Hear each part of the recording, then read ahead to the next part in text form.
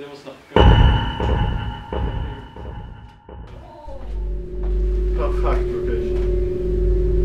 Det var perfekt location. Det ser jo faktisk ut som nøkkelen der inne. For en takshot borte ned. What the fuck? Ja, jeg skal. Tør du at Andreas? Jeg er sikker.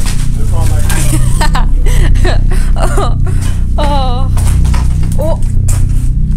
Ser du?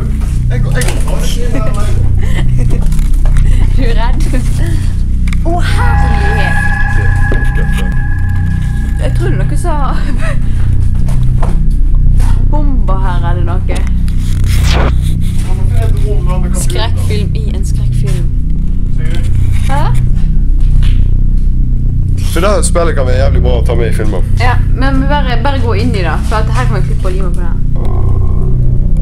Jeg gleder til å få seg la oss på lyden her.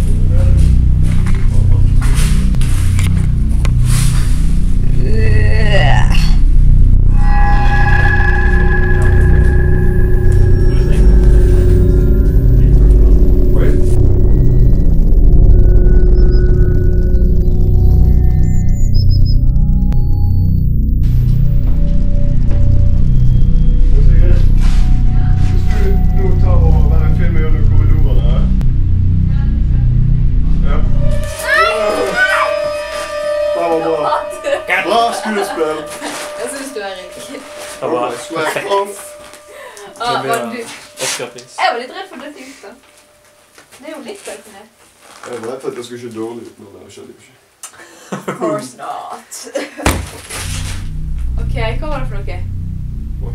Du har med deg kamera? Ja. Det er ikke i taket. Det er faen meg åpne vinduer overalt. Ok, jeg begynner faktisk, det virker jo nesten som en skrekkfilm, altså det er morsomt hvis jeg faktisk hadde blitt en skrekkfilm av dette her da. Morsomt, dårlig. Herlighet. Er det noen? Var du redd nå?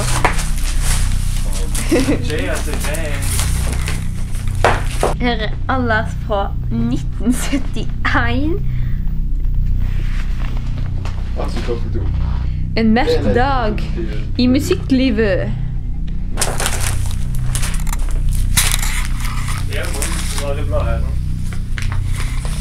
Herlighet. Jeg fokuserer. Fokuser kamera. Gutt 17 druknet i elv. Ok. Står det... I Vaksdal kommune faktisk. Nei, med huset vi er i, det er jo faktisk der. Det er det søren vei. Ikke kødd engang. Ok, freaky. Jeg må gå ut i de andre rommene og sjekke om det er et eller annet her. For jeg kan ikke bare sjekke. Ja, ok.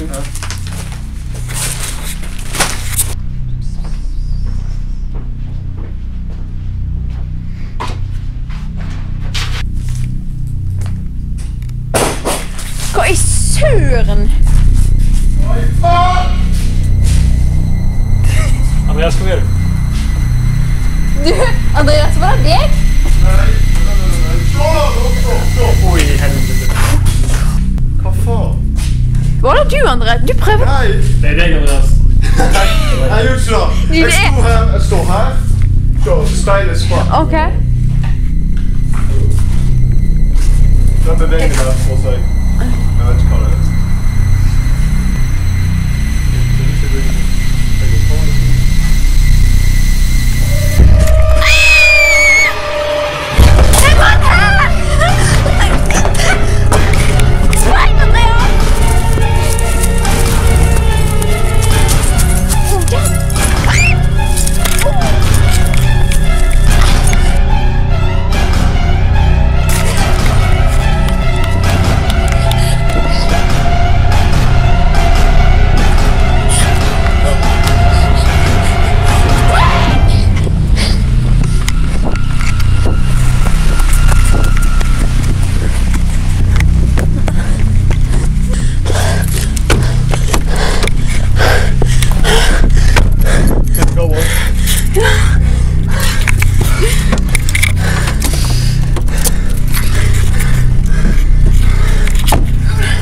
June.